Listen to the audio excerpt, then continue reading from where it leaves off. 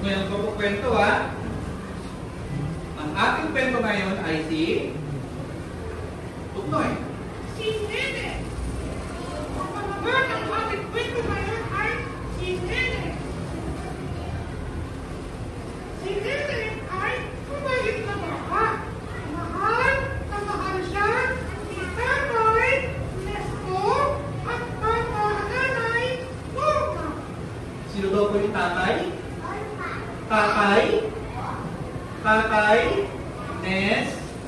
O? Tuknoy, sino daw yung tatay? Tatay Nesto. Eh, sino naman yung nanay? Nanay Norma.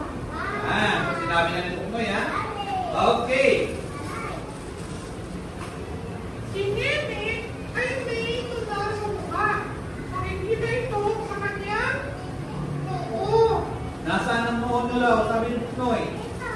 Saan ang noo, Tuknoy? Okay, yan. Okay, Tuknoy, tuloy mo nga ang kwento. Masipag din pumasok sa paaralan si Nene. Paborito ni Nene ang mag-awit, pilit tinatandaan ang mga lola at kanta. Okay, o Tuknoy, tuloy mo nga ang kwento. Okay.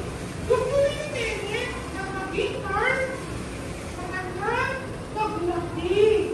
Ano gusto niya maging? Si Nene? Maging nurse. O, maging nurse. Okay. O, Tuknoy, tuloy mo yung kwento mo. Kapag walang pasok, gustong-gusto ni Nene ang maglaro kasama ang kanyang kaibigan sa may ilalim ng puno ng dagat na nasa likod ng kanilang bahay. O, nasan daw yung bahay? Ayun po. Ano yung nasa likod ng bahay? Puno. Anong puno? Puno ng? Puno ng